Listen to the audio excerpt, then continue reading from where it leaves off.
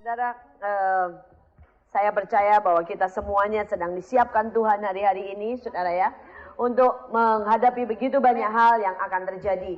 Saudara, kalau kita lihat dari sejak awal Januari ya sampai hari ini, maka Indonesia ini sedang dilanda begitu banyak musibah. Saya tidak tahu apa saudara mengikuti, tapi tiap hari ada begitu banyak hal yang terjadi. Saudara, ratusan orang yang meninggal, dan kemarin sekali lagi saudara ya, tanah longsor melanda Banjarnegara. Saudara ya, satu desa itu tertutup semuanya. Diperkirakan saudara ratusan orang lagi meninggal dan sampai sekarang belum bisa dievakuasi, saudara ya. Dan kemudian saudara, tadi pagi kalau saudara baca koran sempat saudara, maka NTT kembali lagi dilanda dengan banjir besar. Nah saudara, ini semua saudara Tuhan sudah bilang. Tuhan sudah bilang dari awal tahun-tahun lalu, saudara. Tuhan sudah berkata bahwa tahun 2006 ini tahun yang makin parah. Dan karena itu saudara, Desember Tuhan suruh kami ke Semarang sama-sama ya, untuk membuat sesuatu, yaitu untuk menyiapkan kita semuanya. Saudara, sekali lagi saya mau ingatkan, saudara, itu bukan peristiwa KKR, bukan hanya sekedar supaya kita pulih atau supaya kitanya itu mengalami sesuatu di akhir tahun. Tapi sekali lagi pada waktu saudara berangkat ke Semarang, sebagian ataupun yang tidak, hari ini saya mau berkata, Allah sedang memanggil saudara untuk menjadi penjaga-penjaga. Saudara, ini yang hari ini saya mau supaya setiap orang benar-benar sadar. Saudara dan saya dipanggil buat jadi penjaga, saudara. Ya, untuk saudara berdoa, untuk saudara sungguh-sungguh siap siaga, untuk saudara sungguh-sungguh ngerti, saudara. Ini bukan waktunya santai-santai. Ini bukan waktunya, saudara ya, kita hanya mikirin, saudara, yang namanya shopping atau ngobrol, saudara, atau kemudian makan-makan, saudara. Saudara, please, saya mau supaya saudara sadar sesadar-sadarnya. Saudara dan saya dipanggil sungguh-sungguh untuk menjadi penjaga. Penjaga buat bangsa ini. Kalau saudara merasa belum bisa buat bangsa ini, penjaga buat kota saudara. Kalau saudara belum sanggup buat kota saudara, buat daerah saudara lah ya. Supaya daerah ini jangan dilanda dengan segala macam rencana iblis. Saudara, kemudian kalau saudara berkata, ya buat daerah ini masih berat lah, ya berdoa, berjaga buat keluarga saudara. Karena kita tidak tahu apa yang akan direncanakan iblis. Iblis sedang merencanakan kejahatan. Kalau saudara ikuti berapa orang yang ke Semarang, mungkin kalau banyak saya nggak perlu ulang, saudara ya. Nah, tapi yang saya mau katakan, saudara, Tuhan itu berkatakan ada 3 bencana atau 3 saudara sesuatu yang akan terjadi, saudara, mulai tahun ini dan terus ke tahun-tahun depan. Saudara, yang pertama adalah iblis berusaha untuk membunuh saudara 1/4 daripada bumi. Coba saudara bayangin ya, 1/4 daripada bumi. Jadi kalau misalnya di Indonesia ya 1/4 lah daripada Indonesia. Saudara, berapa banyak yang akan meninggal? Saudara, ratusan ini belum apa-apa. Nah, tetapi tujuannya adalah apa? Saudara berdoa dan berjaga. Pertama, supaya kalau bisa itu jumlah ditekan. Supaya makin banyak orang yang diselamatkan. Dan tidak banyak orang yang dibawa kepada maut. Tapi yang kedua juga, supaya keluarga-keluarga kita, saudara ya, yang sebenarnya belum waktunya. Tapi mungkin karena dosa, mungkin karena mereka tidak berjaga-jaga, mungkin karena mereka, saudara ya, terus terbawa sama dunia, iblis mau bawa pulang. Saya berdoa supaya saudara ngerti. Ini ceritanya begini ya. Tuhan ingin membawa kepada lawatan. Tuhan ingin membawa supaya saudara dan banyak orang di luar itu diselamatkan dan mencapai garis akhir. Iblis tahu akan rencana itu. Karena itu iblis akan bergerak lebih cepat dari Tuhan kalau bisa. Supaya orang-orang yang seharusnya diselamatkan ini mati duluan. Dan dia mati sebelum waktunya, saudara. Supaya mereka ini binasa. Ini juga rencana iblis. Supaya orang-orang yang seharusnya mencapai garis akhir, orang-orang yang punya dampak luar biasa, mungkin saudara akan dipakai soal keuangan, mungkin saudara akan dipakai bersaksi buat jiwa-jiwa, mungkin saudara akan dipakai buat memenangkan keluarga saudara. Ini kalau bisa saudara dia hantam supaya mati, supaya ngalamin kecelakaan, mengalami kepahitan, supaya mereka ini tidak punya dampak. Dan mereka ini mungkin cuma sekedar Kristen, tapi mereka tidak akan bisa membawa banyak orang kepada Tuhan. Nah, saudara bayangkan, itu rencana iblis ngeri.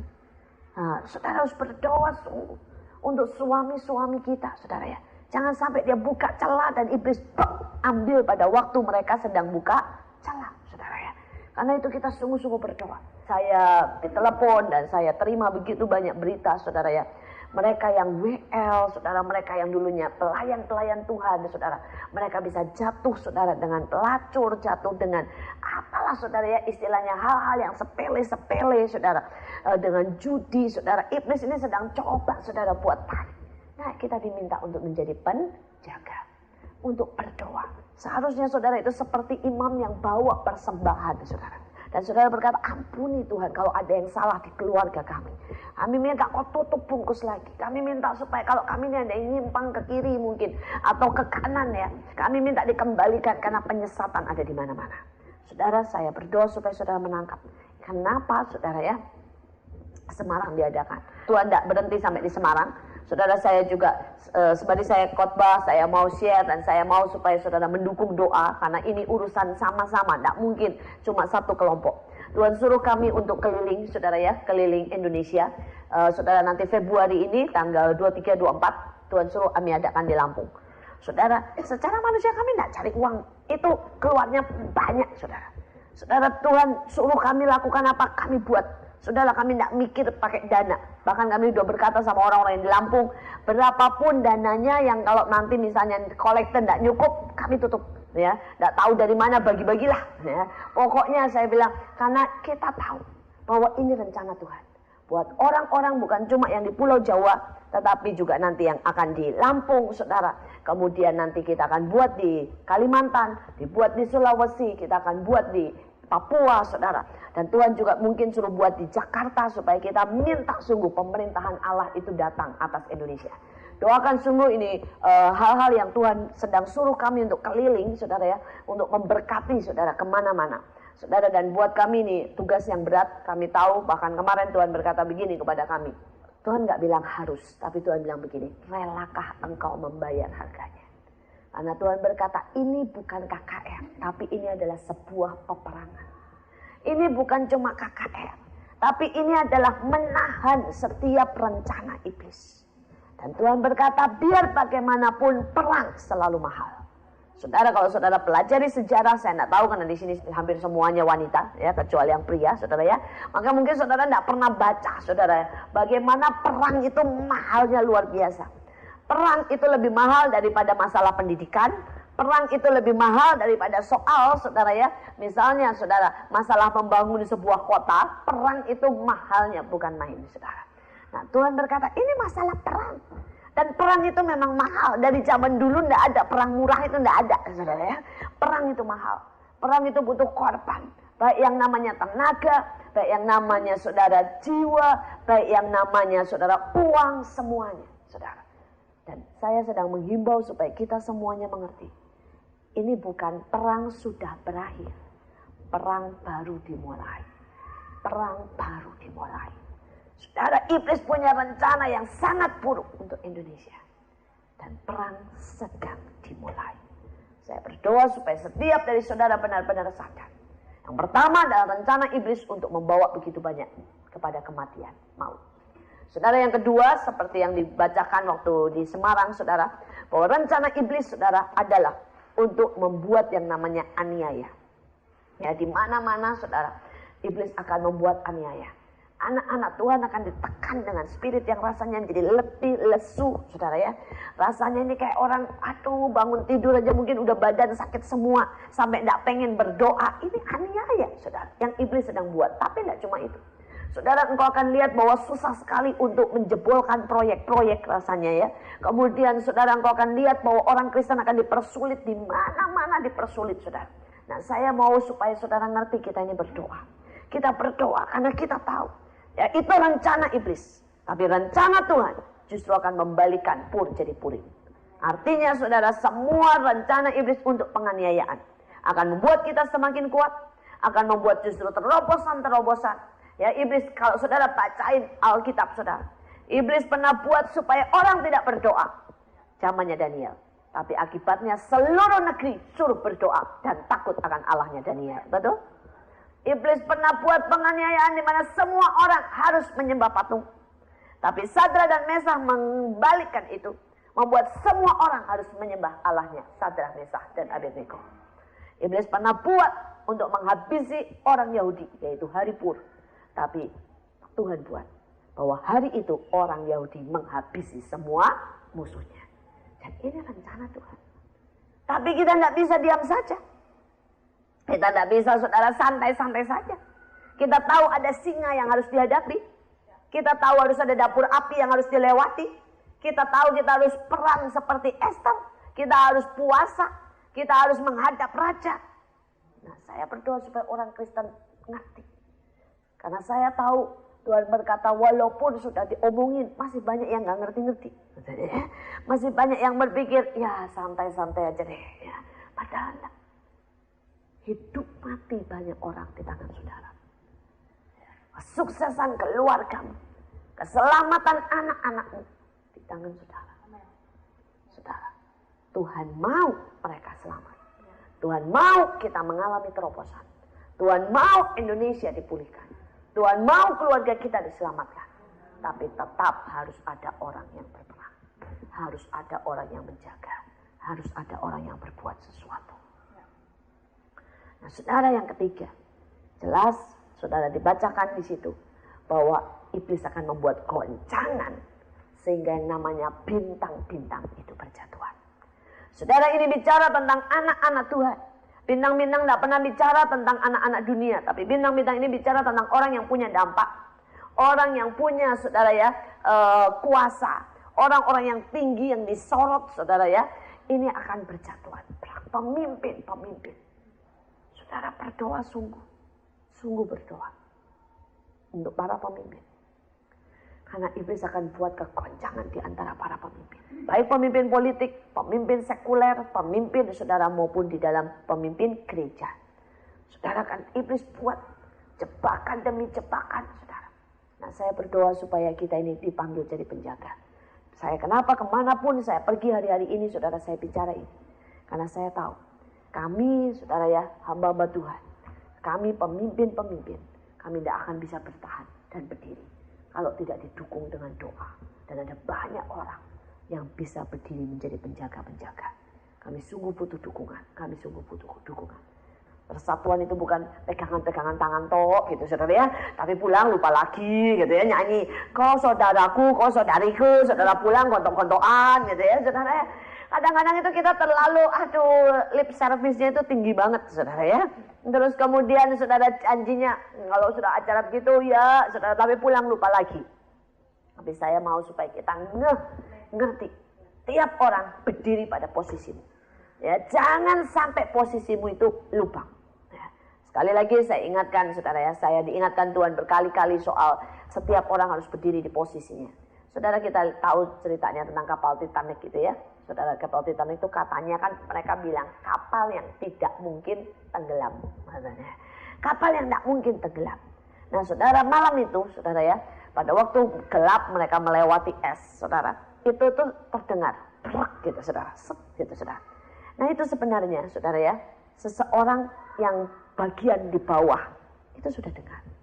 Seandainya dia tidak meremehkan, dia benar-benar berjaga, dia dengar yang di bagian bawah dan dia memeriksa, dia akan tahu saudara bahwa itu sudah ada robekan kecil.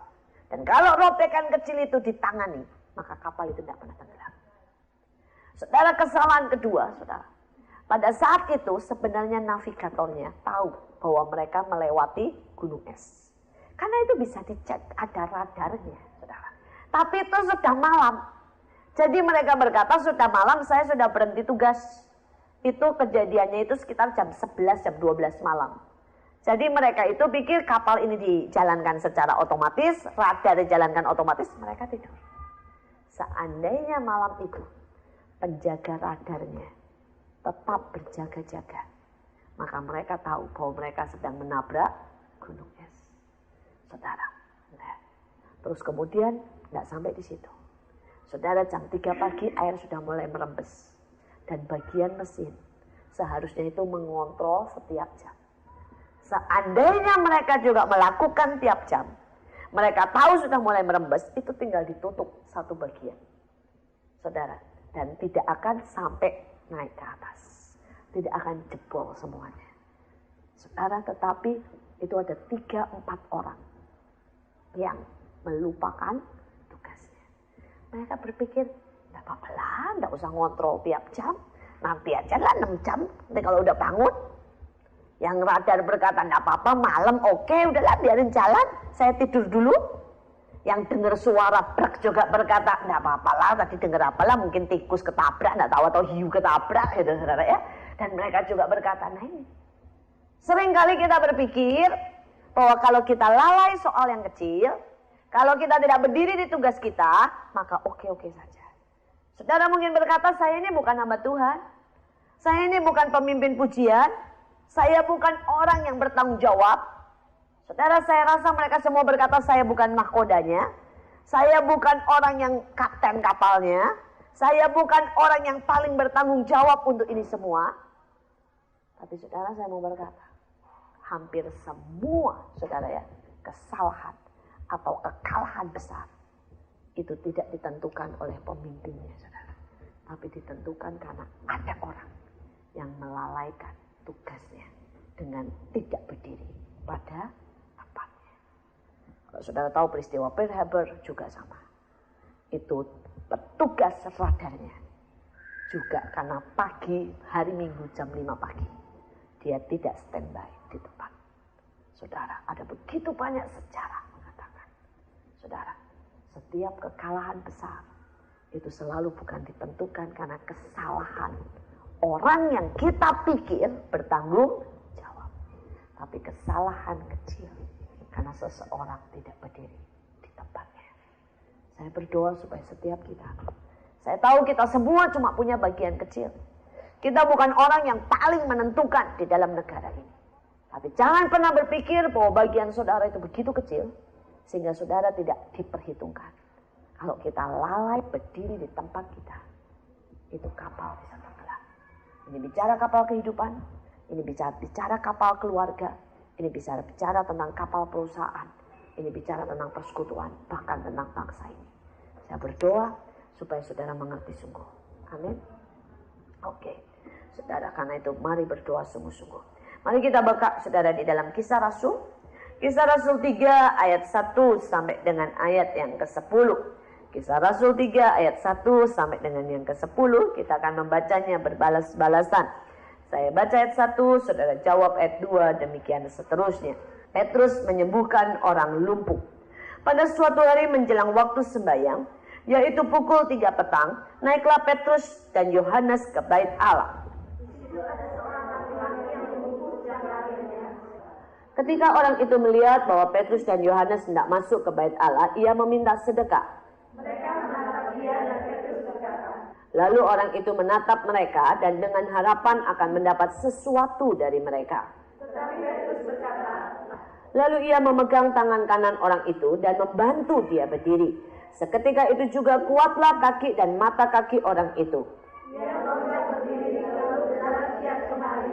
Seluruh rakyat itu melihat dia berjalan sambil memuji Allah. Lalu mereka mengenal dia sebagai orang yang biasanya. Saudara, saya mau membahas dari dua sisi, yaitu dari sisi Petrus dan Yohanes dan dari sisi orang yang lumpuh itu. Saudara, ada banyak, saya mulai dari sisi orang yang lumpuh itu, saudara ya. Ada banyak orang Kristen saat ini sebenarnya sama kondisinya dengan kondisi dari orang yang lumpuh ini, saudara. Saudara, mereka tidak ngerti bahwa hidupnya itu sudah sangat dekat dengan Tuhan, ya, sangat dekat dengan lawatan, sangat dekat dengan bait Allah, sangat dekat dengan rencana Allah, sangat dekat dengan hadirat Allah dalam tanda kutip, saudara, tetapi dia tidak sampai. Hampir sampai ke sana, tapi tidak sampai, hampir sampai. Saudara, dan dia ada di pintu gerbang yang namanya pintu gerbang indah. Saudara, nah ini orang Kristen itu suka. Dan dia sudah puas dengan sesuatu yang indah. Saudara, kita berkata gini, wah hadirat Tuhannya enak, indah, rasanya merinding. Udah puas sampai di situ. Tapi tetap lumpuh. Nggak pernah jalan. Kerohaniannya nggak pernah berubah. Nggak pernah melakukan sesuatu apapun. Rencana Allah nggak pernah jadi dalam hidupnya. Tetap di situ. Saudara ya. Tapi di gerbang indah loh. Nggak di gerbang jelek. Saudara sangat dekat. Saudara, keluarganya indah. Tidak ada yang ribut kok. Ya, suami saya oke. Saya oke. Anak-anak oke. tapi tidak ada pertumbuhan yang lebih lagi di dalam Tuhan. Kita tidak buat sesuatu buat Tuhan. Keluarga kita tidak punya tujuan buat Tuhan. Saudara, bahkan mungkin pelayanan saudara juga indah, tapi tidak ada dampak. Karena indah, maksudnya nyanyi pujian, saudara ya, nyembah Tuhan, saudara. Habis itu pulang, makan, tidak ada yang ribut, oh indah toh, saudara ya. Tapi tidak buat dampak. Lumpuh, tidak ada kemajuan. Tidak ada perjalanan rohani yang baru. Tidak ada sesuatu yang ajaib terjadi. Tidak ada dampak buat orang lain, saudara. Tetap lumpuh, tetap lumpuh. Saudara, cirinya sudah indah. Nyaris dekat, tapi tidak pernah sampai. Tidak pernah sampai. Saudara, yang kedua cirinya apa? Ini orang terus minta sedekah. Saudara, sedekah ini uang kecil. Dia tidak pernah bisa mengharapkan yang besar. Dia selalu mengharapkan yang kecil. Saudara, ada banyak kebaktian, cukup saudara. Kalau bisa gini, aduh bisa nangis sedikit, cukup katanya saudara ya. Ini mengharapkan yang kecil. Cuma mengharapkan sedekah dari Tuhan. Saudara, kita doa pagi mungkin. Saudara, kita tidak ngarepin apa-apa. Kita cuma laporan Tuhan Yesus, terima kasih semuanya berkati makanan, minuman. Amin. Selesai. Kenapa kita enggak? Kita cuma begini. Saya sih cuma ngarepin Tuhan bilang gini, iya nak tak berkatin. Udah. Kita enggak berharap Tuhan bicara. Kita enggak berharap Tuhan nyatakan rencananya. Enggak ngasih tugas hari ini kita mesti ngapain. Nah, kita cuma ngarepin sedekah. Tuhan berkata, ya udah tak berkatin. Selesai. Saudara, di dalam pelayanan juga sama. Kita enggak tanya lagi kemana Tuhan mau bawa kita. Karena kita lumpuh. Kita cuma melakukan rutinitas dan kita cuma harapkan sedekah. Sesuatu yang kecil. Sesuatu yang kecil. Dan berapa banyak kita seperti itu. Saudara, saya berdoa. Supaya kita nangkep. Kalau kita ini seperti itu. Kita mulai berkata, Tuhan aku tidak pernah puas. Hanya jadi orang yang lumpuh. Duduk di gerbang indah. Dan mengharapkan sedekah. Sudah waktunya saudara. Kita tidak jadi pengemis-pengemis elite. Atau tidak jadi pengemis-pengemis saudara ya. Yang terus menerus di situ abadi. Nyaris dekat. Tapi tidak pernah sampai. Kemudian saat itu saudara, kalau saudara lihat ayat selanjutnya. Ya, dia lihat saudara. Bagaimana Petrus berkata. Lihat. Dia bilang ya. Kepada kami. Nanti saya terangkan itu saudara. Tetapi kemudian saudara Petrus memegang. Dan yang ajaib kita langsung loncat saja saudara. Ayat 7. Lalu ia memegang tangan kanan orang itu. Dan membantu dia berdiri. Seketika itu juga kuatlah kaki dan mata kaki orang itu. Ia melonjak berdiri. Lalu berjalan kian kemari dan mengikuti mereka ke dalam bait Allah. Berjalan dan melompat-lompat serta memuji Allah. Ada beberapa hal yang saudara bisa lakukan. Yang pertama saudara, kalau kita jadi orang yang seperti itu. Kita mulai lihat saudara, pandang Tuhan. Ya. Saudara jangan sampai, saudara cuma pandang kalau orang ngasih sedekah ya. Yang kelihatan ini cuma apanya? Tangannya, betul gak? Yang ngasih. Karena itu semua orang pengemis selalu nunduk, betul kan? Makanya Petrus berkata apa? Lihat kepada kami. Dia mau bilang gini, jangan cari tangannya. Lihat wajahku, mata dengan mata. Apa yang saya mau katakan? Saudara, terlalu banyak orang Kristen ini lihat tangan Tuhan. Pokoknya aku disembuhin, aku diberkati, aku ditolong sedikit, aku diurapi, selesai. Ini semua bicara tentang tangan. Tapi saya mau bilang ini sudah waktunya. Saudara berkata, Tuhan enggak. Aku enggak mau lihat tanganmu tok. Aku mau lihat matamu, aku mau lihat wajah. Dan wajah ini bicara apa? Saudara, susah buat saudara ya kalau tangan dijejer-jejer dan saudara kan susah. Suruh beda ini tangan siapa. Walaupun saudara kenal nih sama saya. Saudara lihat tangan saya belum tentu tahu ini tangan saya. Betul kan? Bisa mirip-mirip kan? Tapi kalau wajah kan enggak. Saudara tahu, oh ini punya Bu Iin. Gitu kan? Saya kemarin dulu ada foto saudara ya. Ada foto penari saudara. Tapi fotonya dibuat samar. Dan kemudian dibuat juga tidak kelihatan warna bajunya. Nah, Itu fotonya tuh semua lagi begini gitu saudara ya, tangannya lagi ke atas gitu ya. Nah kami sibuk, nah yo tangan siapa ini? Nggak ada yang tahu saudara ya. Ini tangan siapa? Yang punya sih merasa ini kalau tidak salah tangan saya, ini kalau tidak salah tangan saya saudara ya. Tapi orang lain nggak ada yang tahu. Ini tangan siapa nggak tahu. Karena terlalu mirip, apalagi dibungkus sama baju rebana, tambahin selendang, udah nggak tahu saudara itu tangan siapa. Tapi kalau muka, walaupun samar nih, orang langsung tahu, oh Bu Iin, betul kan? Saudara ya, kenapa? Karena wajah ini bicara pengenalan. Tuhan mau bilang seberapa engkau tahu, seberapa engkau kenal, seberapa engkau intim sama aku. Hari-hari ini kalau saudara tidak intim sama Tuhan, aduh, saudara cuma jadi pengemis. Baik itu di dalam pelayanan dimanapun. Tapi kalau saudara intim, saudara akan dapat. Saudara. Dan saya berdoa saudara pada waktu dia berkata, lihat. Itu bicara mata. Saudara mata itu ya bisa bicara begitu banyak. Dan saya berdoa kalau saudara kenal seseorang punya keintiman begitu dekat. Maka saudara akan melihat matanya. Dan matanya akan bicara sangat banyak. Dan sangat banyak. Saudara hari-hari ini saya makin berkata, wow Tuhan kau baik dan sangat baik. Keintiman dia itu makin dekat bukan makin jauh. Saudara dia makin detail dalam segala hal. Saudara waktu peristiwa-peristiwa ya acara-acara Semarang, Desember, Cirebon dan sebagainya. Tuhan itu tidak pernah ngomong global saudara. Tuhan itu sampai ngomong jelas loh saudara. Ya, jam berapa dia mau datang. Ya, dia mau pembukaannya apa. Dia mau acaranya seperti apa. Saudara dia ngomong semua. Saudara, tapi saya sedang hari-hari ini sedang berkata, Tuhan, kau itu luar biasa. Selesai semuanya itu saya langsung ke Amerika, saudara. Di Amerika saya ngalamin begitu banyak hal. Karena memang peperangan semakin panas, saudara. Saudara, dan namanya, saudara ya, kuasa-kuasa kegelapan semakin merajalela. Iblis semakin sodorkan banyak hal. Ya, nanti saya akan bawa lebih lagi.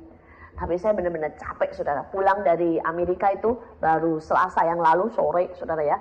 Sebenarnya itu sudah benar-benar, saudara, jujur ya, tubuh jiwa roh habis, benar-benar habis. Rasanya udah ngeletak gitu. Kalau mau tuh saya sampai guyon sama teman-teman saya bilang gini, kalau boleh nih ya, gue pengen pingsan 3 hari gitu ya. Baru rasanya itu bisa selesai. Kenapa? Karena kalau cuma tidur, itu pikiran masih, semua urusan Mahanaim numpuk, saudara ya.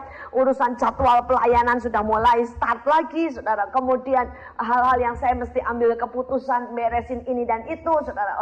Saya bilang, kalau cuma tidur tidak bisa. Beban di sini ini tidak pernah lepas, saudara ya. Pingsan harusnya. Tapi juga tidak mungkin kan memingsankan diri, juga tidak mungkin, saudara ya. Saudara, saya cuma ketawa dan bilang sama teman-teman, aduh seandainya bisa pingsan 3 hari dan bangun semua masalah sudah selesai, saya bilang. Seandainya, tapi kalau pingsan dan bangun masalah tambah banyak ya nggak mau, saudara ya. Kan namanya cuma menunda itu. Nah, terus kemudian saudara, paginya, Rabunya, dalam kondisi yang capek, tapi memang masih jet lag. Jadi maksudnya jamnya masih beda. Jam 2 itu Tuhan bangunin dan Tuhan bilang doa. Saya ke kamar depan, saya doa, saudara. Nah, waktu saya berlutut doa, tiba-tiba itu Tuhan, saya tahu Tuhan hadir. Saya tahu Tuhan hadir, tapi saya di belakang saya. Saya nggak bisa noleh, sudah. Gak tahu kenapa, kayak nggak bisa noleh. Padahal saya tahu dia ada di belakang saya. Sudah, dan Tuhan itu begitu kreatif, begitu intim. Saya berkata, wow. Saudara, dia selalu datang dengan cara yang berbeda. Tapi kali ini, buat saya itu sentuhannya wow banget, saudara. Dia jalan dari belakangnya. Saya bisa rasain dia jalan. Saya sudah mulai nangis, tapi saya nggak bisa noleh. Terus kemudian dia berdiri persis di samping saya. Dan dia mulai berbisik di telinga saya. Dan dia mulai berkata, terima kasih ya. Buat semuanya yang engkau buat. Saya nangis. Saya bilang, Tuhan, tidak selayaknya engkau bilang terima kasih. Seharusnya saya yang bilang terima kasih. Karena saya boleh dipakai, saya boleh diberkati, saya boleh makan, saya boleh dikasihi begini rupa. Saya terima kasih. Tapi dia bilang, dia bisik, dia bilang terima kasih. Terima kasih buat semuanya. Saudara, dan kemudian dia tiba-tiba, saudara, itu kayak dia gelar kain. Dia gelar kain gitu ya, berat, saudara. Terus dia tiduran di situ. Saudara, saya berkata, Tuhan. Orang lain kalau tak ceritain mungkin gak bisa percaya Tuhan itu semesra itu, sedekat itu, seintim itu. Saudara, dia tidur di situ, tidur separuh badan gitu ya, begini gitu, saudara. Terus dia bilang, sini, kamu tidur di situ. Saya tidur juga separuh badan. Muka dengan muka, saudara, dekat kami. Saudara, badan dengan badan dekat. Terus dari tangannya itu tiba-tiba di tangannya ada anggur, saudara. Dan dia suapkan satu demi satu. Dia suapkan 5 anggur di mulut saya. Dia suapkan anggur yang pertama. Dia suapkan anggur yang kedua. Saudara, dan matanya dia tidak ngomong. Dia tidak ngomong, kalau tadi dibisikin dia ngomong, saudara. Tapi kalau yang kali ini, saudara, dia tidak ngomong. Dia tidak ngomong dari mulutnya, tapi dia ngomong dari matanya. Saudara, itu seolah-olah dari matanya berkata, ini anggur yang pertama, aku tahu kamu letih. Dan aku mau supaya keletihanmu dihapuskan dengan semua cintaku, kekuatanku. Banyak yang dia ngomong dari matanya. Saudara, saya tidak bisa apa-apa, saya cuma nangis dan nangis. Dan sebelum dia pulang, saudara, sebelum dia hilang, dia tersenyum dan bilang begini sama saya. Kamu lupa kan? Ini tanggal berapa? Ini hari apa? Saya tidak ingat. Itu tanggal berapa? Ya mungkin pulang dari Amerika membuat saya lupa hari apa, ini tanggal berapa. Nah, saudara ya, habis di sana sudah repot, di sini repot lagi gitu kan ceritanya. Jadi udahlah, nggak tahu lah, pusing saya gitu, saudara. Jadi saya bilang, saya nggak tahu ini tanggal berapa, ini hari apa. Terus Tuhan bilang, ini tanggal 18 Januari. Dan dia bilang, kamu lupa kan? Saudara, tanggal 18 Januari itu anak saya yang ketiga ulang tahun. Kalau dia masih ada, usianya 5 tahun, tanggal 18 Januari. Saya itu sudah lupa loh, saudara. Saya lupa dia sudah tidak ada di sini, ya dia sudah di surga sana. Tapi itu Tuhan tidak lupa. Dia bilang, kenapa aku datang hari ini? Aku masih ingat korban yang engkau letakkan. Bagaimana engkau kubiarkan punya anak yang cacat. Tapi engkau masih bisa bersyukur. Masih bisa tetap setia. Masih bisa tetap mengasihiku. Engkau masih tetap tidak berubah. Aku ingat korban yang kau letakkan. Saudara, korban yang diletakkan itu bukan anaknya, saudara ya. Banyak orang salah ngerti, saudara. Tetapi bicara soal reaksi kita. Itu loh korban yang sesungguhnya. Itu bukan Ishaknya, saudara. Tetapi reaksi Abraham, ketaatan Abraham, saudara. Itu loh korban yang sesungguhnya, saudara. Jadi setiap kali engkau mengalami sesuatu yang tidak enak dan engkau bisa bereaksi baik, itu saudara. Itu loh korban yang sebenarnya, saudara. Dan saya berkata, bagaimana mungkin aku sudah lupa? Engkau tidak lupa Tuhan. Dia bilang, nak, setiap tetes air mata anak-anakku, setiap pengorbanan mereka, setiap ucapan syukur mereka, aku tidak pernah lupa. Aku catat semuanya. Saudara, dia itu begitu luar biasa. Keintiman yang dia sedang tawarkan, dia mau bilang, ayo, ya, tatap mataku. Temukan sejuta cinta istilahnya. Ya, temukan sejuta gelora. Temukan sejuta pengertian di mataku. Saudara, hari-hari ini, saudara ya, saya merasakan Tuhan mau berkata, nak, kamu tidak tahu apa yang aku punya buat engkau. Masa engkau puas hanya dengan sedekah? Engkau puas hanya berkata, ya aku bisa angkat tangan berbahasa roh, selesai. Aku masih punya begitu banyak hal. Kalian mau enggak? Tapi itu tidak akan pernah terjadi tanpa keintiman. Dan keintiman itu tidak pernah bisa bareng-bareng begini, saudara. Keintiman itu harus kau bangun sendiri dengan Tuhan. Sendiri dengan Tuhan. Saya berdoa supaya kita menjadi orang yang tidak memandang cuma tangannya. Tapi menjadi orang yang memandang wajahnya. Dan memandang seluruh yang matanya hendak katakan kepada saudara. Saudara, dan tidak berhenti sampai di situ. Dia memberikan saudara ya tangannya dituntun, dipegang dan membuat dia berdiri. Amin.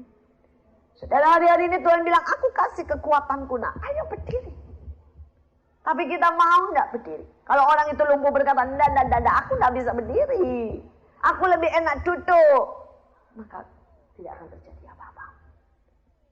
Saudara, duduk kadang-kadang memang lebih enak daripada berdiri. Berdiri lebih capek, betul kan? Jadi hari-hari ini Tuhan mau berkata, kamu mau terus duduk dan tidak terlalu capek atau mau berdiri? Apalagi jalan lebih capek lagi. Seringkali orang berkata, saya lebih enak begini. Iya, saya tahu saudara. Kalau dalam kebaktian tidak atau dalam pelayanan tidak ada saudara acara berdiri dan jalan, saudara, ada tantangan. Hari-hari ini kami sedang berdiri, saudara, menghadapi segala macam, saudara ya, tantangan. Satu rumah singgah kami, bantu doa, satu rumah singgah kami ditutup. Anak, kami berdiri di Cibubur sana, saudara ya. Dan saudara, ada 500 anak yang sudah dimenangkan. Tapi Januari ini, itu rumah saudara ya, sudah ditempelin semuanya, saudara, spanduk-spanduk. Saudara, dan diserbu saudara, dan mereka berkata tutup, atau kami hancurkan. Saudara, kalau kami tidak berdiri, kalau kami sekedar melayani duduk-duduk di antara orang Kristen, itu tidak perlu terjadi, betul kan? Kami tidak perlu menghadapi itu, saudara. Tapi pada waktu kita berdiri, energinya memang lebih banyak. Resikonya lebih banyak. Dan bukan cuma itu. Waktu Tuhan berkata jangan cuma berdiri, tapi mulai jalan. Bikin sekolah. Saudara, nanti Juni ini kami harus, saudara ya, untuk membuka buat SMP dan SMA. Karena SMP dan SMA-nya sudah kami terima. Muridnya sudah ada sekitar 100 orang. Tapi saudara, gedungnya belum jadi. Mau gak mau kan naik kelas nih, tambah kan. Jadi mau gak maunya harus pindah. Banyak orang tua murid yang nanya, ini gedungnya selesai enggak nanti Juni? Saya bilang selesai. Ada duitnya, ada di surga tapi. Sampai kontraktornya nanya, ini gimana? Karena sebenarnya kami tidak ada uang sama sekali. Sama sekali. Ini mau diterusin terus. Kok tidak nyetor duit? Nah, dari surganya belum disetor, bagaimana? Saudara, untuk menyelesaikan ini butuh uang miliar. Saudara, 4 miliar lagi itu hanya untuk menyelesaikan SMP dan SMA. Belum gedung tengah. Gedung tengah harus ada karena itu standar dari pemerintah. Harus ada aula. Ya kan, kalau saudara punya sekolah, tidak punya aula kan tidak boleh, saudara ya. Harus ada aula dan sarana olahraga. Jadi gedung di tengah harus juga dibuat. Dan itu juga belum mulai, saudara. 4 miliar ini baru SMP dan SMA-nya, saudara. Nah, ini sisanya yang belum tertutup. Saudara, dan kami sudah berkata, ya, karena kami harus berjalan. Nggak mungkin bikin SMP, SMA terus mandek di tengah jalan. Nggak bisa, kami harus berjalan. Dan berjalan itu uang, resiko, tenaga. Saudara, saya mau berdoa supaya saudara berkata, bahwa aku berdiri dan berjalan. Walaupun itu lebih meletihkan. Walaupun tantangannya lebih besar. Ya, orang duduk, ya tidak mungkin kesandung. Orang berdiri, orang jalan bisa tersandung, betul? Ada begitu banyak hal. Tapi kita tidak mau jadi orang lumpuh kan. Saudara, dan orang ini tidak berhenti sampai di situ loh, saudara. Setelah dia bisa berdiri, berjalan, dikatakan dia melonjak, betul? Saudara ya, kita lihat saudara ayat 8, ia melonjak, betul? Saudara, kalau saudara lihat grafik, ya grafik apa saja saudara, kalau namanya segini, itu tidak melonjak. Tapi yang disebut melonjak kalau tiba-tiba grafiknya set naik, betul kan? Saudara, kalau di bursa efek atau apa saudara lihat set terus dibilang, nah ada lonjakan, saudara ya. Nah saudara, ini kekristenan kita ini hari-hari ini Tuhan bilang, nak tidak cukup kalau kamu cuma naik dikit-dikit udah gak zamannya, tidak keburu. Kenapa? Karena Alkitab berkata iblis sedang melipat gandakan pekerjaannya. Karena dia tahu waktunya sudah sangat singkat. Dan kalau saudara pelajari kata melipat gandakan, ini bukan perkalian loh saudara, ini di-expand, dipangkat. Jadi iblis ini sedang memangkat. Kalau dulu dia kerja 7 pangkat 2 atau tidak tahu 7 pangkat berapa. Karena tidak dibilang kan, dipangkatnya keberapanya tidak bilang. Bisa pangkat 3. Bisa pangkat 10, pangkat 9, nah gawatlah saudara. Nah kalau iblis dipangkat, sedangkan saudara ini jalannya saudara ya, naiknya pelan-pelan, pelanlah Tuhan. Kalau dulu baca 1 ayat, 1 fatsal setiap hari, sekarang nambah 1 lah Tuhan. Ya. Kalau dulu ya saya doa setiap hari 10 menit, sekarang tambah 5 menit lah Tuhan, jadi 15 menit, sudah lumayan toh. Kalau dulu saya setiap hari ya cari engkau sungguh-sungguh baca Alkitab, dengerin kaset khotbah 2 jam, sekarang tambahlah 2 jam setengah, cukuplah Tuhan. Tuhan bilang, nak, kalau modalnya kayak kamu ya, dunia udah keburu habis. Ya. Ini butuh waktu yang namanya melonjak. Melonjak. Saya berdoa supaya saudara nangkep. Jangan berkata tidak bisa karena kekuatan itu dari Tuhan. Tapi ini waktunya melonjak. Saudara, di dalam pelayanan, di dalam keintiman, di dalam kenekatan. Ya, kalau saudara dulu biasanya kalau mau apa-apa takut, sekarang harus nekat gitu loh, melonjak gitu loh saudara. Ya. Kita pokoknya mau melonjak. Ya. Nggak tahu caranya gimana, kita akan melonjak. Ya. Saudara, dan kemudian tidak dikatakan cuma melonjak, saudara. Dikatakan lalu berjalan kian kemari mengikuti mereka. Saudara, Tuhan mau berkata, ayo ikut. Ikut orang-orang yang kau lihat. Kau tahu bahwa orang-orang itu buat dampak. Ikut. Berjalan bersama, kejar. Jangan pernah berkata begini. Ya misalnya nih, ya saya mah ya, tanya ya, dibanding Pak Yusak jauh lah. Nggak mungkin lah bisa mengikuti beliau. Tapi dikatakan ikut. Betul? Ikuti mereka. Ini waktunya, ikuti. Ikuti. Saya bersyukur saya punya ayah yang dari kecil dia berkata begini. Kejar saya. Kejar saya. Ya. Dia bilang, nak, di rumah ini akan ada setiap hari pertandingan rohani. Kejar saya. Kalahkan saya. Dalam hal karakter, dalam hal baca Alkitab, dalam hal berdoa, dalam keintiman, kejar saya. Saudara, dan di rumah saya juga seperti itu. Saya bilang, kejar kami, ayo kejar. Saudara, dan saya bersyukur, saudara ya, kami terjadi saingan ketat, saudara ya. Kejar mengejar yang luar biasa, saudara. Saya bersyukur. Ya, saya tidak bisa berkata bahwa saya sudah menyaingi ayah saya. Enggak, saya tahu siapa dia di depan Tuhan. Saya tahu kesetiaannya. Tapi setidak-tidaknya, saya bisa, saudara ya, merasakan keintiman seperti yang dia rasakan. Saya bisa merasakan, saudara, ya, apa yang Tuhan taruh di hatinya, saya juga bisa nangkap. Saya bersyukur juga dengan anak-anak saya. Anak-anak saya baru umur 11, mau 12, saudara ya, dan umur 10. Saudara, mereka ngejar.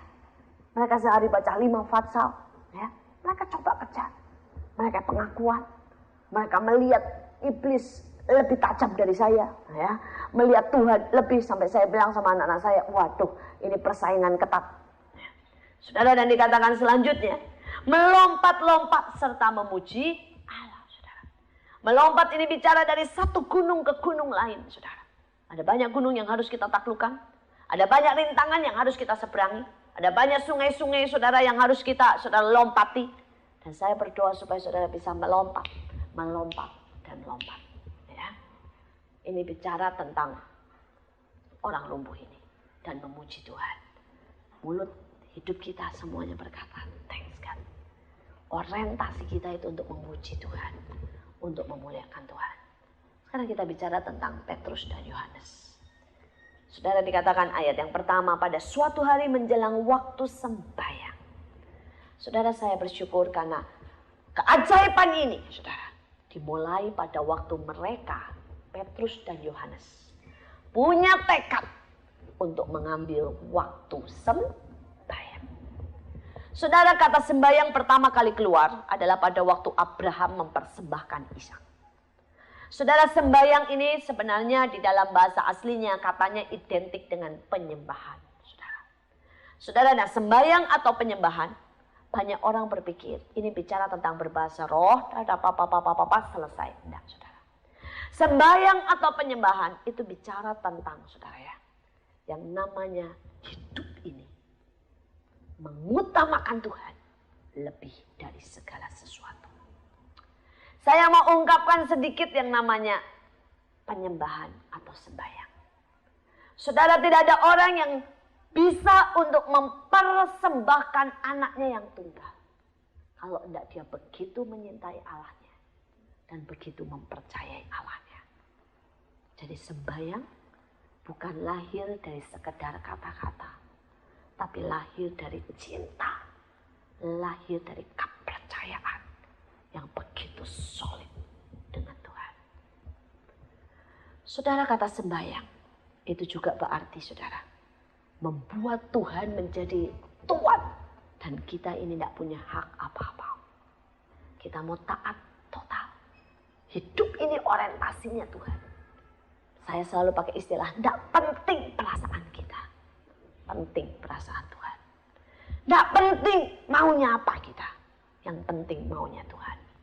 Tidak penting, saudara ya, kata saya apa ini tidak penting ya. Yang penting kata Tuhan apa, betul? Ini artinya sembahyang, saudara. Pada waktu saya di Amerika, saudara, wah, iblis serang banyak hal. Tapi salah satunya, saudara, itu saya ke sana pelayanan, saudara ya. Dan saya bersyukur, saudara, dari awal Tuhan buat lawatan yang luar biasa. Kami baru mulai nyembah saudara ya, dan hadirat Allah sudah kencang sekali. Tuhan bilang masuk dalam peperangan, saya ajak masuk dalam peperangan. Nah saudara, malam itu rupanya iblis tidak suka. Saudara, dan saya ketemu dengan 3 roh. Jadi saya tidur jam 3 waktu Amerika ya, saya kaget. Karena di ranjang saya, di sebelah ranjang saya itu berdiri 3 pria. Pakai jas model mafia yang panjang tapi keren banget gitu saudara ya. Pokoknya dasinya komplit semuanya saudara. Dan saya kaget sekali, tapi saya tahu itu roh, saya tahu jelas. Tapi saudara jujur ya, saya mau berkata, saya belum pernah lihat pria-pria seganteng mereka. Saudara, ini ganteng saudara ya. Ini yang namanya kesempurnaan itu hampir-hampir ada saudara. Mulai dari badannya sempurna banget, bajunya sempurna banget, saudara ya, matching banget lah, saudara ya, dan oke banget, saudara ya. Terus kemudian mukanya juga cakep banget, saudara. Gabungan antara orang Yahudi Barat campur semuanya. Kalau sudah tanya mukanya kira-kira kayak gimana, gabungan Tom Cruise dan semua para bintang film yang cakep. Digabung jadi satu, jadilah 3 produk yang terbaik, istilahnya, saudara. Nah, saudara, mereka melihat saya dan saya melihat mereka. Saya tahu roh ini, saudara ya. Dan kemudian roh ini tuh tidak ada, saudara. Perang itu tidak. Saudara, mereka tidak berkata, awas ya, atau gitu. Saudara, seringkali kita berpikir bahwa kalau kita lihat setan selalu lihatnya ya model gendruwo, nenek lampir, ya, Dracula, gitu, saudara ya. Terus mukanya anjing, ada ekornya, gitu ya. Saudara, maaf kata ya, yang begitu-begitu itu roh tingkat bawah, saudara ya. Itu kerocok, saudara ya. Itu roh-roh ciptaan iblis setelah dia jatuh dalam dosa. Betul, itu ada. Tapi itu roh-roh kecil atau roh-roh masih di dalam level yang bawah, ciptaan iblis setelah mereka jatuh dalam dosa. Tapi kalau roh-roh yang tertinggi itu keren-keren. Kenapa? Karena itu mereka adalah malaikat yang jatuh. Dan ini adalah ciptaan Tuhan, saudara. Dan ciptaan yang hampir sempurna. Karena dikatakan Lucifer itu adalah ciptaan yang terbaik di antara semua malaikat. Jadi ini belum ketemu Lucifernya nih saudara ya. Lucifernya pasti lebih ganteng lagi saudara ya. Jadi jangan pernah berpikir bahwa ini jelek-jelek. Oh, ciptaan Tuhan yang sempurna kata Alkitab. Saudara, dan itu begitu luar biasa saudara. Dalam tanda kutip saudara. Kemudian Tuhan ngomong sama saya begini. Orang Kristen siap sebenarnya, walaupun tidak semua, tapi banyak yang siap untuk menghadapi tekanan dan serangan iblis. Tapi apakah orang Kristen siap untuk menghadapi pikatan iblis? Saudara ngerti maksud saya? Beda antara serangan dengan pikatan. Saudara, dan pada waktu saya tatap yang pertama, saudara ya. Saudara, yang pertama ini namanya cinta akan diri sendiri. Wow. Itu hawa keegoisannya ya. Kayak ditiup gitu ke saudara, kayak berkata, kamu layak dapat yang lebih bagus ya. Masa suamimu ya cuma beginikan kamu? Masa itu ya, lu kerja gak dapat apa-apa semuanya buat Mahanaim. Itu kayak semua keegoisannya ditiupkan. Itu bukan menyerang saudara loh, itu ngipasin saudara. Ngerti maksud saya? Itu ngipasin saudara. Kayak semuanya berkata, aduh gitu ya. Kamu ini udah enggak pantas lah khotbah di antara 10-20 orang. Lu ini udah lebih tinggi dari itu. Ribuan levelmu. Pokoknya ini semua hal yang bisa ditiupkan, saudara ya. Dan seolah-olah dia memihak sama kita. Ini yang pertama, mengasihi atau mengasihani atau egois, nggak tahulah, pokoknya roh itulah, saudara. Saudara, yang kedua ini cintakan uang. Seolah-olah dia mau berkata, dunia ini punya begitu banyak kebaikan. Materi, uang, mobil, prestise. Semua mamon lah saudara. Dia coba. Dia bilang, kamu ngapain hidup kayak begini? Cuma kota, ngurusin pemulung. Padahal kamu bisa dapat ini, dapat ini. Itu kayak dia tiupin. Yang ketiga saudara, itu namanya nafsu. Segala sesuatu yang membuat saudara bernafsu. Bernafsu itu jangan berpikir lihat perempuan atau lihat laki terus wow gitu ya. Nah, nafsu itu membuat saudara misalnya pengen marah. Atau pengen dikasihi. atau pengen dibela. Nafsu juga saudara punya hobi tertentu dan ngotot pengen dapat itu, saudara. Semua yang ingin namanya memuaskan nafsu. Saya lihat itu ya, karena saya tahu itu karena anugerah Tuhan dilindungi. Kayaknya hawa mereka itu tidak bisa nyentuh saya tidak bisa nyentuh mereka. Ada satu batas yang jelas, saudara. Dan kemudian mereka cuma tatap saya dan berkata begini. Mereka tidak berkata kami, karena mereka saling egois satu sama lain. Mereka berkata gini, aku sama-sama ngeluarin hawa seperti itu. Sekali lagi kalau di alam roh itu mereka tidak ngomong sudah dari mulut ya, tapi dari mata. Mereka berkata, aku dia bilang, akan rusak semua gereja, semua yayasan, semua anak Tuhan, hamba-hamba Tuhan. Ya, dengan nafsu. Ya mereka sebutin, dengan nafsu. Dengan cintakan uang. Dengan cintakan diri sendiri. Lihat keluarga-keluarga Kristen, gereja-gereja, pelayanan-pelayanan, semuanya akan jatuh di bawah kakiku. Ngeri saudara, setelah itu mereka hilang.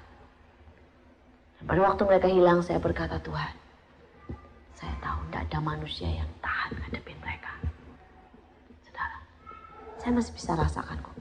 Walaupun itu tidak kena sama saya, seolah-olah itu masih ada tiupan yang berkata, lu ngapain sih kayak gitu? Mendingan lu makin cantik, facial kek, nikmatin hidup kek, gitu ya. Itu hal-hal kecil yang saya rasain banget. Kayak seolah-olah itu kalau saya tidak dilindungi Tuhan ya, kayak tiba-tiba berkata, ya ngapain ya? Gue capek-capek ngurusin pemulung, ya kerja, ya, nggak ada yang ngupahin juga, saudara, nggak pernah buat saya, buat apa? Kalau tidak benar-benar saya dijagai, saudara, itu sesaat orang gampang banget. Nggak ada untungnya. Dan iblis tahu waktu saya di Amerika, saya bersyukur sudah selama di Amerika, itu saya khotbah di gereja-gereja ya, semua gereja memberikan semua persembahannya itu langsung ke Mahanaim. Jadi mereka berkata, Bu, kami tidak mau kasih ibu berapa, kami cuma mau bahwa seluruh persembahan kami, seluruh kolekte, bahkan perpuluhan minggu itu kami kirim semua ke Mahanaim. Jadi tidak lewat tangan saya aja, tidak saudara ya, nyentuh aja tidak saudara. Tapi itu berarti juga saya tidak dapat apa-apa, kan begitu kan saudara ya, sama sekali karena tidak lewat sama saya kok saudara. Memang kami dapat cukup banyak, hampir 40.000 sekian saudara ya. Semuanya masuk, mungkin total bisa sampai 5 kalau dengan uang, dengan emas. Tapi semuanya itu tidak lewat saya, semuanya ke Mahanaim. Nah iblis tahu. Iblis dengan berkata, lu ngapain? Lu yang khotbah siang, pagi dan malam, capek di sini, lu dapat sesen juga kagak? Lagi ngapain di sini? Tapi untung itu yang namanya perlindungan Allah yang membuat saya waras sewaras-warasnya lah. Saya tahu bahwa saya lakukan buat Tuhan ya, dan bukan buat yang lain. Cuma saya mau berkata, itu begitu tipis. Dan saya berkata, Tuhan, kalau bukan Engkau, siapa sih yang bisa tahan? Siapa yang bisa tahan?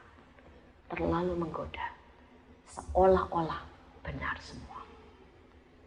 Dan Tuhan berkata, hanya dengan engkau menjadi penyembah atau orang yang sembahyang terus, hanya menjadi orang yang terus memuasapkan hidupmu pada Tuhan, membuat orientasimu kepada Tuhan, yang kau selalu bisa berkata, tidak penting perasaanku, tidak penting apa yang ku katakan, tidak penting kebutuhanku, kebutuhan Tuhan yang penting, perasaan Tuhan yang penting, perkataan Tuhan yang penting. Itu yang membuat engkau mengalahkan ini loh, para dedengkot, ya, atau saudara iblis tingkat atas. Saya berdoa supaya hari-hari ini saudara mengerti, keluarga-keluarga pecah gara-gara ini, karena semua akan membela dirinya sendiri. Gereja-gereja pecah gara-gara ini. Saudara, pelayanan-pelayanan habis, tidak ada kuasanya gara-gara ini. Ya, saya berdoa saudara mengerti. Saya berdoa supaya saudara waspada. Saudara, saya bersyukur saudara, Petrus dan Yohanes tidak memberikan sedekah, tapi dia berkata, lihat kepada kami. Saudara, artinya dia berani berkata, teladani kami. Apa yang dari kami ini akan mengalir, merubah dan mengubahkan hidupmu. Saudara, ada banyak orang pelayanan, tapi dia tidak pernah berani berkata, teladani kami. Paulus berani, mereka juga berani. Lihat pada kami. Yesus juga berkata, belajarlah kepadaku. Kenapa? Karena dia tahu ini hidupnya, dia udah beri tahu. Jadi bukan yang namanya pelajaran itu tidak cuma begini, set keluar ke orang, tidak lewat dia. Tapi semua pelajaran lewat dulu ke dia lakukan, baru dia salurkan ke orang lain. Ada dua, saudara, jenis. Yang satu cuma pemberita. Pemberita ini tidak ngalamin. Yang satu saksi. Saksi ini mengalami. Saudara mau jadi pemberita atau jadi saksi? Hanya saksi yang berkata, lihat kepada kami. Belajarlah atau ikuti teladanku. Saudara, dan kemarin saya dapat mimpi, saudara, kemarin pagi. Saya tuh hari-hari ini melihat begitu banyak luka. Ya, di gereja Tuhan, di orang-orang Kristen, saudara ya, keluarga-keluarga yang luka, orang-orang yang jiwanya luka, saya sedih. Saya bilang gini, Tuhan, ya, saya tuh pengen sekali untuk orang-orang ini sembuh. Nah, sebelum tidur itu yang saya doakan lah. Karena saya banyak konseling hari-hari ini, saya lihat begitu banyak luka, saya mulai bilang, Tuhan, saya pengen membawa kesembuhan, pemulihan buat orang-orang ini. Terus tidak tahu kenapa malamnya Tuhan kasih saya mimpi, saudara. Di depan saya itu ada banyak orang yang sakit. Sakitnya macam-macam deh. Ada yang kudisan, ada yang tidak bisa jalan, ada yang gatelan, ada yang macam-macam lah. Pokoknya paru-paru tidak bisa nafas, sudah segala macam. Pokoknya sakit semuanya. Di depan saya ini ada segala macam obat komplit. Mungkin jumlahnya ribuan atau jutaan, saudara ya. Jenisnya loh, bukan jumlahnya, tapi jenisnya. Jadi jenisnya ini bisa ribuan, banyak sekali. Terus saya tuh ngomong gini, Tuhan ini ajarin aku dong, supaya tahu obat ini buat si ini, obat ini buat si ini, gitu ya. Saya bilang itu, ajarin aku. Itu di mimpinya nih, saudara. Terus dia bilang begini, itu cara dunia, caraku enggak seperti itu. Terus saya bilang, caramu seperti apa? Itu obat ya, minum satu-satu, gitu ya. Biarkan bereaksi dalam hidupmu, maka kamu tahu obat apa cocok untuk orang mana. Saya mikir ribuan obat dicobain satu-satu, terus meleklah saya, saudara ya. Terus saya bilang, itu selesai saya doa, Tuhan ini mimpi apa sih? Tuhan bilang, bukankah firmanku itu obat? Kalau saudara pernah baca bukunya Derek Prince, dikatakan firman Tuhan ini adalah obat yang harus diminum tiap hari. Dia bilang, firmanku ini obat. Dan Tuhan bilang, kamu tidak bisain. Ya. Kamu cuma bilang, comot firman Tuhan. Misalnya ada orang miskin, lagi butuh duit. Terus saudara ambil comot, percaya saja, kasih ke orang. Percaya saja. Gitu ya. Dia bilang, itu tidak akan ngerubah. Tapi pada waktu kamu pernah ngalamin sendiri. Bagaimana kamu ngadepin hidup ini mepet dengan uang. Dan kamu berhasil keluar dari situ dengan iman. Kamu ngerti persis iman itu artinya apa menghadapi kesulitan keuangan. Baru kamu akan tahu persis dan bisa memberi obat. Saat itu saya ngerti, pantas Tuhan bilang, lihat kepada kamu. Karena obat itu, saudara, tidak kita bisa ambil kasih, tapi harus kita biarkan keluar dari hidup kita. Setelah kita tahu persis reaksinya. Saudara bisa gampang ngomong sama orang, mengampuni. Coba deh kalau saudara disakiti terus-menerus gitu ya. Caramu ngomong akan berbeda. Karena saudara tahu tidak semudah itu untuk mengampuni. Saya berdoa supaya saudara akan menjadi Petrus dan Yohanes. Atau jadi orang yang berubah. Melonjak, melompat-lompat. Mengikuti kegerakan ini. Ya. Dan kita akan sama-sama mencapai garis akhir. Dan memuliakan Tuhan. Amin. Ya, mari kita berdoa.